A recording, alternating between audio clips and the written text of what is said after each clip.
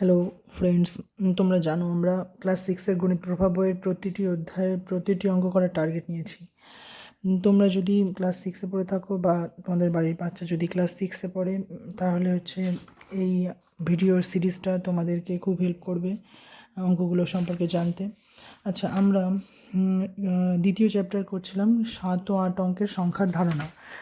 এই চ্যাপ্টারে আমরা আগের ভিডিও দুটোতে 14 পর্যন্ত অঙ্ক সলভ করেছি। এই পর্যন্ত অঙ্ক সলভ করেছি। আজ আমরা 15 থেকে 19 এই অঙ্কগুলো করব। আচ্ছা, 15 নম্বর অঙ্কটা দেখি। 15 নম্বর অঙ্কে কি বলছে? সমীরবাবু সম্পত্তি বিক্রি করে এত টাকা পান। তিনি সেই টাকা থেকে এত টাকা স্ত্রীকে, এত টাকা 3 ছেলেমেয়ের মধ্যে সমান ভাগে ভাগ করে দিলেন। বাকি টাকা গ্রামের স্কুল তৈরিতে দান করলেন। হিসাব করে দেখি তিনি প্রতি ছেলেমেয়েকে কত টাকা দিলেন। তিনি গ্রামের বিদ্যালয় তৈরিতে কত টাকা দিলেন। তিনি ছেলেমেয়েকে কত টাকা দিলেন? এত টাকা ছেলেমেয়েকে সমান ভাগে ভাগ করে দিলেন 3 ছেলেমেয়েকে। তাহলে এটাকে 3 দিয়ে ভাগ করলে যেটা হবে সেটাই হচ্ছে প্রতি ছেলেমেয়েকে তিনি অত টাকা দিলেন। তাহলে এটাকে আমরা 3 দিয়ে ভাগ করব প্রথমে। তাহলে এই কোশ্চেনটা হয়ে সলভ হয়ে যাবে। সংখ্যাটা কত আছে দেখি। একক, দশক, শতক, হাজার, অযুত, লক্ষ, নিযুত, কোটি। 1,30,50,000। তাহলে 1,30,50,000কে 3 দিয়ে ভাগ করলে যত হবে সেটাই হচ্ছে প্রতি ছেলের প্রাপ্ত টাকার পরিমাণ। তাহলে 1,30,00,000কে আমরা 3 দিয়ে ভাগ করব প্রথমে। এই যে এটাকে আমরা 3 দিয়ে ভাগ করছি, তাহলে এটাই হয়ে যাবে প্রতি ছেলেমেয়ের প্রাপ্ত টাকার পরিমাণ। 3 4 12। ভাগ তো তোমরা করতে জানো, সেইভাবে ভাগ করতে হবে। 3 3 9, 15, 3 5 15। তাহলে এখানে যতগুলো শূন্য আছে 4টে শূন্য, তাহলে 4টে শূন্য এখানে বসে যাবে, তাই তো। 1 2 3 4। তাহলে আমরা অ্যান্সার লিখব, তিনি প্রতি ছেলেমেয়েকে কত টাকা দিলেন। তিনি প্রতি ছেলেমেয়েকে এত টাকা দিলেন। অতএব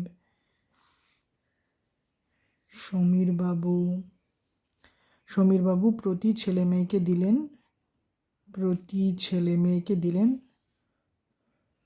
3 জনকে যেহেতু দিয়েছেন তাই জন্য 3 দিয়ে ভাগ করলাম। সমীরবাবু প্রতি ছেলেমেয়েকে দিলেন একক, দশক, শতক, হাজার, অযুত, লক্ষ। 43,50,000 টাকা। বুঝলে, এটা 15 এ। তাহলে 15 এটা কী হলো? তিনি প্রতি ছেলে মেয়েকে কত টাকা দিলেন? তিনি প্রতি ছেলে মেয়েকে দিলেন 43,50,000 টাকা। এরপরে পরের অংশটা করব। পরের অংশে বলছে যে তিনি গ্রামের বিদ্যালয় তৈরিতে কত টাকা দান করলেন। কি বলেছে? বাকি টাকা তিনি গ্রামের স্কুল তৈরি করতে দান করলেন। প্রথমে তার সম্পত্তি বিক্রির পরিমাণ এত, তিনি প্রথমে স্ত্রীকে দিলেন এত টাকা এবং এত টাকা 3 ছেলে মেয়েকে ভাগ করে দিলেন। তার মানে এত টাকা থেকে তিনি এত টাকা স্ত্রীকে দিয়েছেন আর এত টাকা ছেলে মেয়েদের দিয়েছেন। তাহলে যদি এটা প্লাস এটা করি, তাহলে হচ্ছে স্ত্রী এবং ছেলেকে কত দিয়েছেন সেটা বেরিয়ে যাবে, এবং এটা থেকে যদি সেই যোগফলটা বিয়োগ করি তাহলে বেরিয়ে যাবে তিনি স্কুল তৈরি করতে কত টাকা দান করেছেন। তাহলে আমরা প্রথমে কি করব? প্রথমে করব এইটা প্লাস এইটা। তিনি স্ত্রীকে এবং ছেলে মেয়েদেরকে মোট কত টাকা দান করেছেন সেটা প্রথমে বার করব। আচ্ছা, তাহলে তিনি স্ত্রীকে দিয়েছেন 1,62,000 টাকা, আর পুত্র মানে কন্যা সন্তান এবং ছেলে মেয়েদের দিয়েছেন 1,30,50,000 টাকা।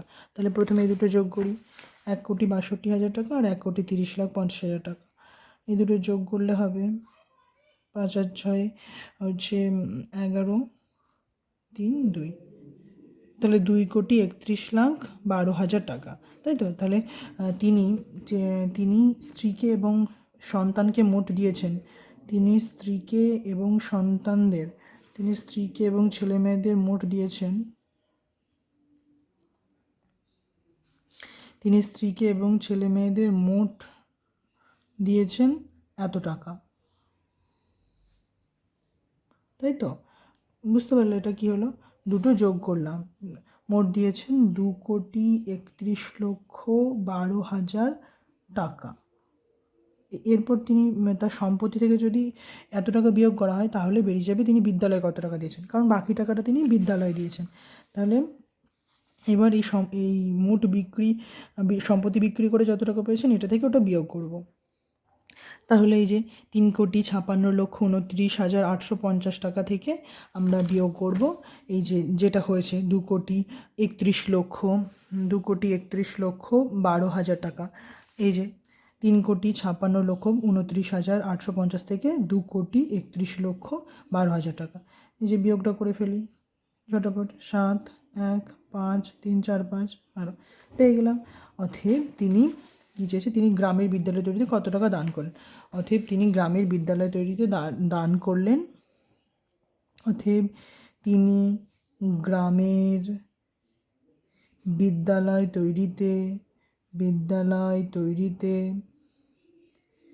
তৈরিতে দান করলেন। কত দান করলেন এটা বলো, কত হবে? 1,25,00,000, 1,25,00,000 কত? 25,17,850, 25,17,850 টাকা। বুঝতে পারলে অঙ্কটা? সুন্দর অঙ্ক কিন্তু। তিনি স্ত্রীকে দান করলেন এত, ছেলেমেয়েদের দান করলেন এত, তাহলে মোট টাকা হলো এটা।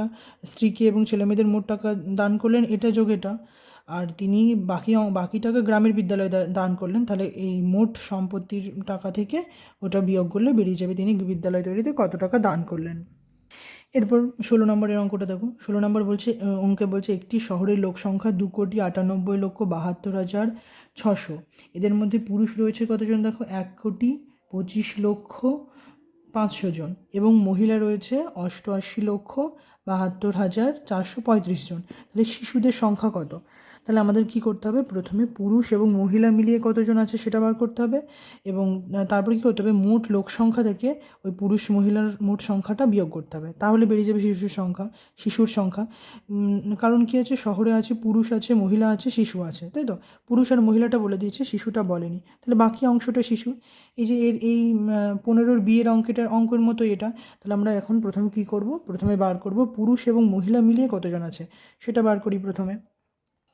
এই যে আমরা লিখে নিয়েছি এতজন পুরুষ আছে, এই এতজন পুরুষ আছে আর এতজন মহিলা আছে, ঠিক আছে?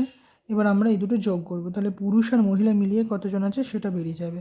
এই যে যোগ করছি, 5, 6, 7, 8, 9, 2, 7, 8, 5, 13, 8, 9, 10, 11। আচ্ছা, তাহলে এটা হলো, এটা কত হলো? 2,13,72,935। অতএব কী লিখব, শহরে পুরুষ এবং মহিলা, মোট পুরুষ এবং মহিলা আছে, শহরে মোট পুরুষ এবং মহিলা রয়েছে, মোট পুরুষ এবং মহিলা রয়েছে কতজন? এই যে যোগফল যেটা হলো সেটা, শহরে মোট পুরুষ এবং মহিলা রয়েছে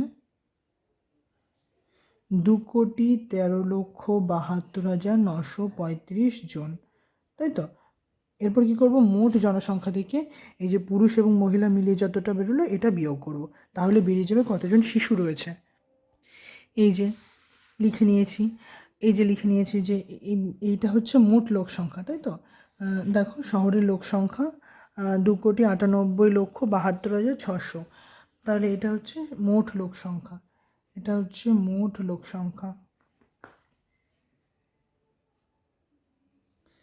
মোট লোক সংখ্যা। আর নিচেরটা কি? নিচেরটা হচ্ছে পুরুষ ও মহিলা লোক সংখ্যা, পুরুষ ও মহিলা জনসংখ্যা। তাহলে পুরুষ আর মহিলাটা বিয়োগ করলে শিশুদের সংখ্যা বেরিয়ে যাবে, তাই তো? তাহলে বিয়োগটা করি, বিয়োগটা কত? এখানে যদি 10 হয় তাহলে 5, 4, 6, 9, 10, 11, 12, 13, 14, 15, 16, 6 দিলে 16, 9, 9,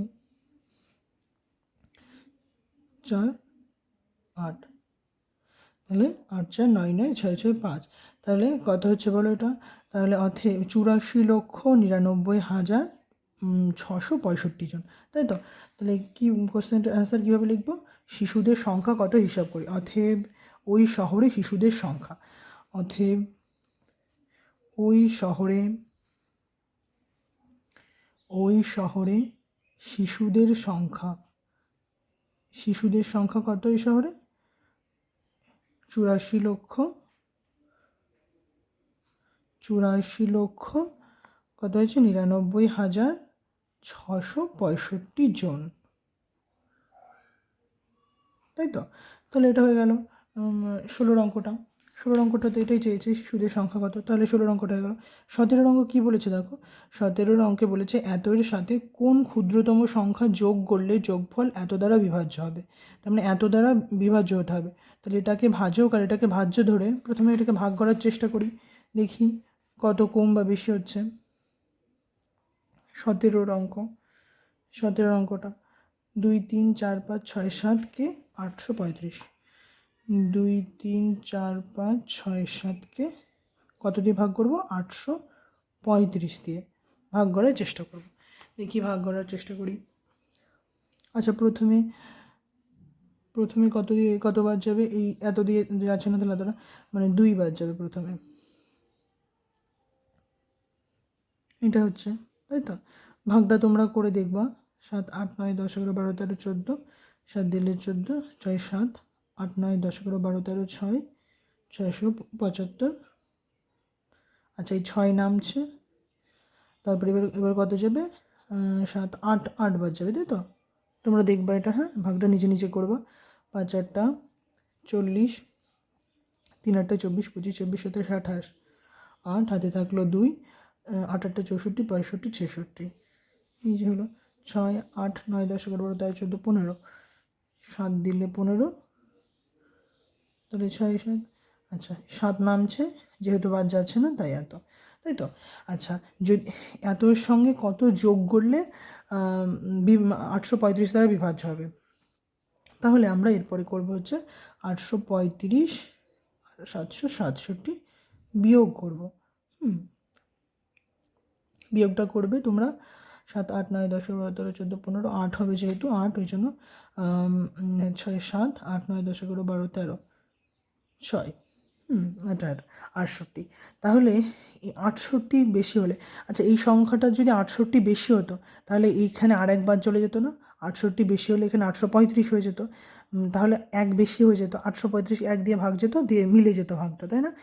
68 বেশি হলে তার মানে এতর সঙ্গে যদি আমরা 68 যোগ করি তাহলে 835 দ্বারা বিভাজ্য হবে। আচ্ছা এতর সঙ্গে কত, যদি কোশ্চেনটা এরকম থাকতো যে এতর সঙ্গে কত বিয়োগ করলে 835 দ্বারা বিভাজ্য হবে, তাহলে কী হতো, তাহলে হতো 767, এইটা বিয়োগ করলে 835 দ্বারা বিভাজ্য হবে, আর 68 যোগ করলে ওটা দ্বারা বিভাজ্য হবে, এই 835 দ্বারা বিভাজ্য হবে। তাহলে আমরা যেহেতু বিয়োগ কত বিয়োগ করলে বিভাজ্য হবে সেটা চাইনি, যদি চেত তাহলে হতো এইটা, আর কত যোগ করলে 835 দ্বারা বিভাজ্য হবে সেটা বের করতে হবে, এটা 68 আনসার হবে। হ্যাঁ তাহলে কোশ্চেনটা চেয়েছে এতর সঙ্গে কোন ক্ষুদ্রতম সংখ্যা যোগ করলে যোগফল 835 দ্বারা বিভাজ্য হবে। তাহলে লিখবো আমরা অতএব 2 3 4 5 6 7 এর সঙ্গে কত যোগ করলে বলো, 68 যোগ করলে, 68 যোগ করলে এই জায়গাটা কী হয়ে যেত, 835 হয়ে যেত, তাহলে 281 হতো, 281 ভাগফল হতো, আর ভাজ্য যদি এটা নিয়ে, ভাজক যদি এটা নিয়ে ভাগ করতাম তাহলে এখানে হতো 281, আর এটা ভাগটা মিলে যেত আর কি। এতর সঙ্গে 68 যোগ করলে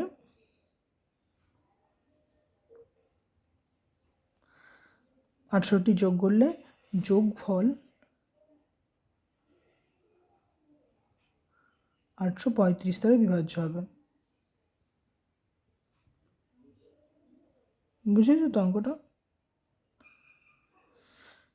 এত এর সঙ্গে যদি 68 যোগ করা হয় তাহলে 835 দ্বারা বিভাজ্য হবে। 18 অঙ্কটা কী আছে দেখো, একটি সংস্থা একজন চিত্রকরের আঁকা দুটি ছবি কিনে যথাক্রমে এত টাকা ও এত টাকায়, এবং আর একজন চিত্রকরের আঁকা দুটি ছবি কিনেছেন যথাক্রমে এত টাকা এবং এত টাকায়। 4টি ছবি কিনতে ওই সংস্থা মোট কত খরচ করেছে দেখি। আচ্ছা প্রথম চিত্রকরের কাছ থেকে মোট কত টাকা খরচ করেছে, এটা যোগ এটা, আর দ্বিতীয় চিত্রকরের কাছ থেকে মোট কত খরচ করেছে, এটা যোগ এটা। তাহলে ওই সংস্থাটার মোট কত খরচ হয়েছে এটা বার করতে গেলে আমরা কি করব, 4টি ছবি কিনতেই মোট কত খরচ হয়েছে সেটা বার করব, তার মানে 4টি যোগ করতে হবে, 4টি যোগ করলে যেটা হবে সেটাই হচ্ছে ওই সংস্থাটার মোট খরচ হয়েছে। তাহলে 4টি যোগ করি, এই যে লিখে নিয়েছি এটা। তাহলে এইটা যোগ করতে হবে। এই চারটে, এই দুটো হচ্ছে প্রথম চিত্রকরের কাছ থেকে কিনেছে এই দামে দুটো চিত্র কিনেছে, আর দ্বিতীয় চিত্রকরের কাছ থেকে কিনেছে এই দামে। তাহলে ওটা মানে কিছু নেই, মানে শূন্য। তাহলে এই যোগটা এবার করি। 0, 8, 9, 10, 11, 12, হাতে 1, 6, 7, 2, 6, 7, 8, 9 আর 7, 16, হাতে 1, 1, 2, 2, 3, 4, 5, 6, 7, 7। ঠিক আছে, তাহলে এইটা হচ্ছে অ্যান্সার। তাহলে মোট ওই সংস্থাটার খরচ হয়েছে এটা 76,82,720 টাকা। তাহলে আমরা লিখব 4টি ছবি কিনতে ওই সংস্থা মোট খরচ করেছে 4টি ছবি কিনতে, অতএব 4টি ছবি কিনতে 4টি ছবি কিনতে 4টি ছবি কিনতে ওই সংস্থাটি 4টি ছবি কিনতে ওই সংস্থাটি মোট খরচ করেছে কত টাকা খরচ করেছে? খরচ করেছে 76,82,720 টাকা। প্রথম দুটো হচ্ছে প্রথম চিত্রকরের কাছ থেকে এত টাকা দিয়ে আর এত টাকা দিয়ে কিনেছে 9 লক্ষ টাকা দিয়ে, আর একটা হচ্ছে 20 লক্ষ টাকা দিয়ে। আর দ্বিতীয় চিত্রকরের কাছ থেকে কিনেছে 30,21,636 টাকা দিয়ে, আর 17,61,084 টাকা দিয়ে। মোট আমরা 4টি যোগ করে পেলাম 76,82,720। তাহলে 4টি ছবি কিনতে সংস্থাটি মোট খরচ করেছে 76,82,720 টাকা। ঠিক আছে, এবার আমরা করবো 19 নম্বরেরটা। 19 নম্বর অঙ্কটা কী বলছে দেখি। 19 নম্বর অঙ্কটা বলছে কোনো একটি দেশের ক্ষেত্রফল প্রায় এত বর্গ কিলোমিটার, এর মধ্যে বনভূমি প্রায় এত বর্গ কিলোমিটার ও নদী অববাহিকা এত বর্গ কিলোমিটার জুড়ে। বনভূমি ও নদী অববাহিকা বাদে বাকি অংশের ক্ষেত্রফল কত দেখি। তাহলে আমাদের প্রথমে কী করতে হবে? প্রথমে বের করতে হবে যে এটা কি বলছে, কিছু একটা দেশ আছে, তার মধ্যে বনভূমি আছে, নদী অববাহিকা আছে, তাই না? এটা যদি একটা দেশ হয়, তার মধ্যে এইটা হচ্ছে বনভূমি, এটা হচ্ছে বনভূমি, আর এটা হচ্ছে নদী অববাহিকা, তাই তো? যদি এতটা অঞ্চল থাকে, তাহলে বাকি অংশের ক্ষেত্রফল কীভাবে বার করব? এই যে বাকি অংশ, এই বাকি অংশের ক্ষেত্রফল কীভাবে বার করব? বনভূমি আর নদী অববাহিকা বাদে বাকি অংশের ক্ষেত্রফল, মোট ভূমির অংশ থেকে এই বনভূমির অংশটুকু বাদ দেবো আর নদী অববাহিকার অংশটুকু বাদ দেবো। তাহলে প্রথমে আমরা বের করব এই বনভূমি আর নদী অববাহিকা মিলে কতটুকু জমি আছে। এই বনভূমি আর নদী অববাহিকা মিলে কতটুকু জমি আছে সেটা প্রথমে বার করব। তারপর মোট অংশ থেকে সেই অংশটুকু বাদ দিয়ে দেবো। তারপরে প্রথমে কী করবো, এটা যোগ করব, তারপরে এটা থেকে ওই যোগফলটা বিয়োগ করে দেবো, তাহলে হয়ে গেল, তাই না? খুব সহজ। তাহলে আমরা প্রথমে বার করি বনভূমি আর নদী অববাহিকা মিলে কতটুকু জমি হচ্ছে। তাহলে এইটা হচ্ছে বনভূমির এলাকা, আর এটা হচ্ছে নদী অববাহিকার এলাকা। তাহলে মোট কতটুকু বনভূমি আর নদী অববাহিকা মিলে আছে সেটা বার করি। এই দুটো যোগ করলে সেটা বেরিয়ে যাবে। আচ্ছা, যোগটা নিজে নিজে করো। 4, 5, 6, 7, 5, 7, 5, 12, 3। তাহলে এতটুকু হচ্ছে, তাই তো? 32,57,740 বর্গ কিলোমিটার। তাহলে আমরা লিখব অতএব দেশটিতে বনভূমি ও নদী অববাহিকার মোট এলাকা। অতএব দেশটিতে বনভূমি ও নদী অববাহিকার মোট এলাকা। অতএব দেশটিতে বনভূমি ও নদী অববাহিকার মোট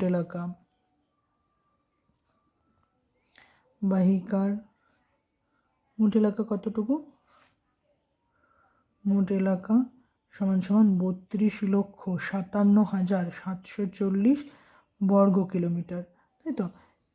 এবার কিন্তু আমাদের চেয়েছে হচ্ছে এই নদী অববাহিকা আর বনভূমি বাদে বাকি অংশটুকুর ক্ষেত্রফল। তাহলে কি করব? টোটাল ক্ষেত্রফল থেকে এটাকে বিয়োগ করে দেবো। তাহলে টোটাল ক্ষেত্রফল কত লিখি। একক, দশক, শতক, হাজার, অযুত, লক্ষ, নিযুত, কোটি। হ্যাঁ, টোটাল ক্ষেত্রফল কত? একক, দশক, শতক, হাজার, অযুত, লক্ষ। 32,87,263। 32,87,263। 87,263। আর নদী অববাহিকার বনভূমির মোট ক্ষেত্রফল 32,57,740। তাহলে এটাকে আমরা বিয়োগ করব, তাহলে বেরিয়ে যাবে আমাদের বাকি অঞ্চলের ক্ষেত্রফল। 3 4 5 6 7 8 9 10 11 12 আছে 12 8 9 6 7 8 2 মানে 29,523 বর্গ কিলোমিটার। অতএব এটা দেখে দেখে লিখব, বনভূমি ও নদী অববাহিকা বাদে বাকি অংশের ক্ষেত্রফল। অতএব দেশটিতে বনভূমি ও নদী অববাহিকা বাদে বাকি অংশের ক্ষেত্রফল, বনভূমি ও নদী অববাহিকা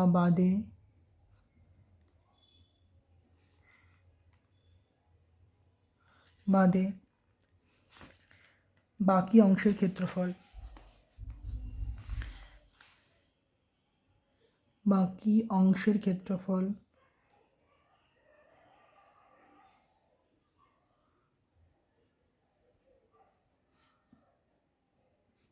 29,523 বর্গ কিমি, তাই তো? এই যে হয়ে গেল। তাহলে এইটাই হচ্ছে 19 নম্বরের অঙ্কটা। 19 নম্বরের অঙ্কটাই শেষ ছিল। বলছে বনভূমি এত বর্গ কিলোমিটার, নদী অববাহিকা এত বর্গ কিলোমিটার, তাহলে সেটা যোগ করলে হলো এত বর্গ কিলোমিটার। তাহলে দেশটিতে বনভূমি ও নদী অববাহিকার মোট এলাকা এত বর্গ কিমি পেয়ে গেলাম। তারপরে বলছে দেশটির মোট আয়তন হচ্ছে এত বর্গ কিলোমিটার, আর বনভূমি আর নদী অববাহিকা মিলিয়ে এত বর্গ কিলোমিটার। তাহলে দেশটিতে বনভূমি ও নদী অববাহিকা বাদে বাকি অংশের ক্ষেত্রফল কত? দেশটির মোট আয়তন থেকে এটা বিয়োগ করে দিলাম, তাহলে হয়ে গেল এটা 29,523 বর্গ কিমি। তাহলে সেটাই হচ্ছে দেশটির বনভূমি ও নদী অববাহিকা বাদে বাকি অংশের ক্ষেত্রফল। তাহলে হয়ে গেল দুই নম্বর চ্যাপ্টারটা। 2 নম্বর চ্যাপ্টারটা ছিল 7 ও 8 অঙ্কের সংখ্যার ধারণা। তাহলে 7 ও 8 অঙ্কের সংখ্যার ধারণাটা আমরা আজকে কমপ্লিট করলাম। হ্যাঁ, এইবার আমরা করব হচ্ছে সংখ্যা বিষয়ে যুক্তিসম্মত অনুমান। 3 নম্বর চ্যাপ্টারটা করব সংখ্যা বিষয়ে যুক্তিসম্মত অনুমান। তোমরা ক্লাস 6-এ যারা পড়ো তাদের খুব হেল্প হবে এই ভিডিওগুলো, বা যাদের বাড়িতে ক্লাস 6-এর বাচ্চা আছে তারাও এইগুলো দেখে বাচ্চাদের পড়াতে পারবে। যদি কোনো হেল্প হয়ে থাকে ভিডিওগুলোর মাধ্যমে তাহলে অবশ্যই লাইক কমেন্ট করতে ভুলবে না। আচ্ছা, আজকে এই পর্যন্তই। পরের দিন আমরা পড়াবো সংখ্যা বিষয়ে যুক্তিসম্মত অনুমান। পরের দিন এই চ্যাপ্টারটা আমরা পড়াবো।